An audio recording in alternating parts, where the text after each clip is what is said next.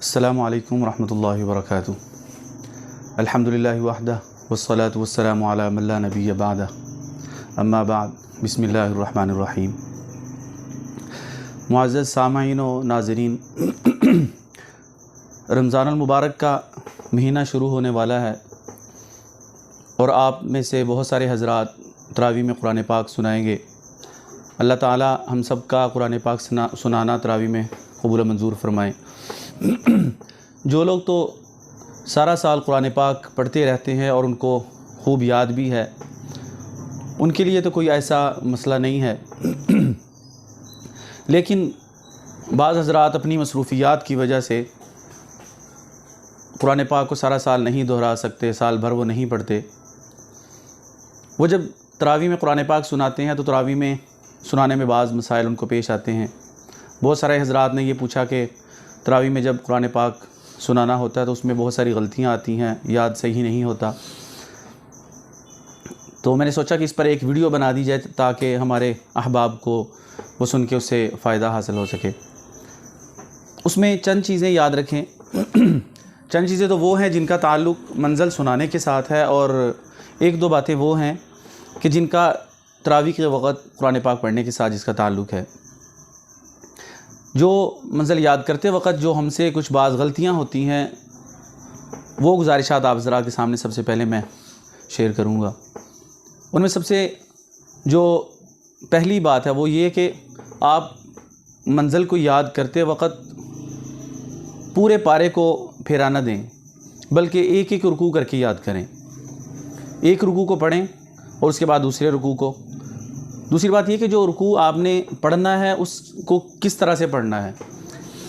سب سے پہلی بات اس میں یہ ہے کہ قرآن پاک کو کھول کے آپ اس کے اوپر رکوع کی ہر آیت پہ انگلی رکھ کے تو اس کو پھر پڑھیں، انگلی رکھ کے پڑھیں، تاکہ وہ جو ایک رکوع ہے اس کی ہر آیت کا نقشہ ہمارے ذہن میں بیٹھ جائے، اور خوب توجہ کے ساتھ پڑھیں۔ توجہ کا مطلب یہ ہے کہ آپ کی مکمل توجہ جو ہے وہ اس قرآن پاک پر ہو اور اس رکوع کی طرف ہو۔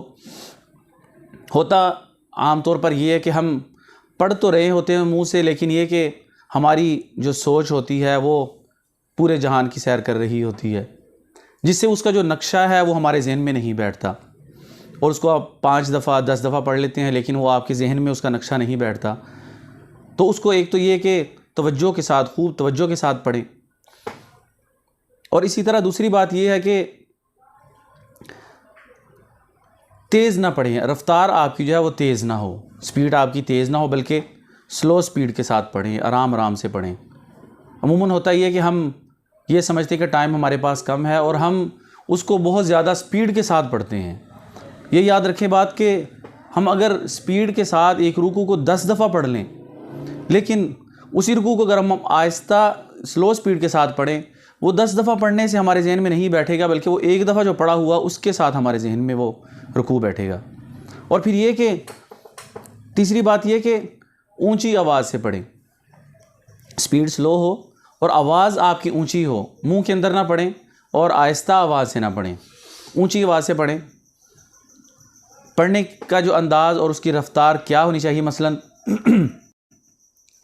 اعوذ باللہ من الشیطان الرجیم، بسم اللہ الرحمن الرحیم،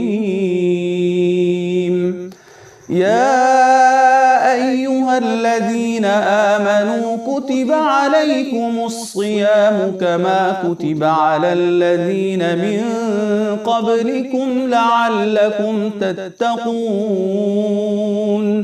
ایاما معدودات، فمن كان منكم مريضا أو على سفر فعدة من أيام أخر، وعلى الذين يطيقونه فدية طعام مسكين، فمن تطوع خيرا فهو خير له، وأن تصوموا خير لكم إن كنتم تعلمون۔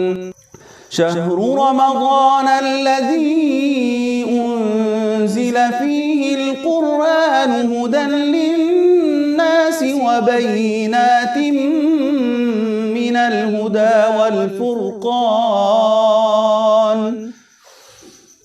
فمن شهد منكم الشهر فليصم ومن كان مريضا أو على سفر فعدة من أيام أخر يريد الله بكم اليسر ولا يريد بكم العسر ولتكملوا العدة ولتكبروا الله على ما هداكم ولعلكم تشكرون.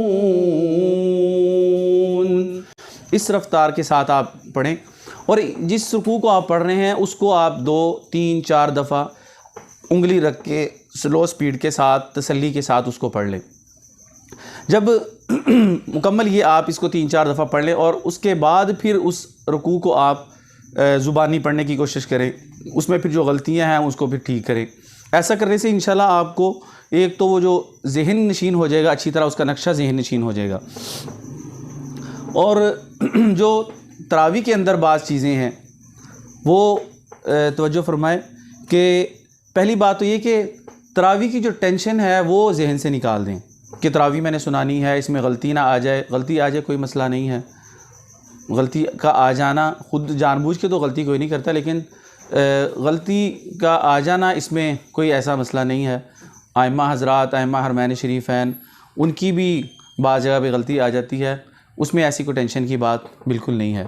اور اس میں دوسری جو بات وہ یہ ہے کہ تراویح سناتے ہوئے، تراویح میں قرآن پاک پڑھتے ہوئے اس میں جلدی نہ کریں. اس میں خوب غنے اور مدات کا لحاظ رکھتے ہوئے آہستہ آہستہ پڑھیں.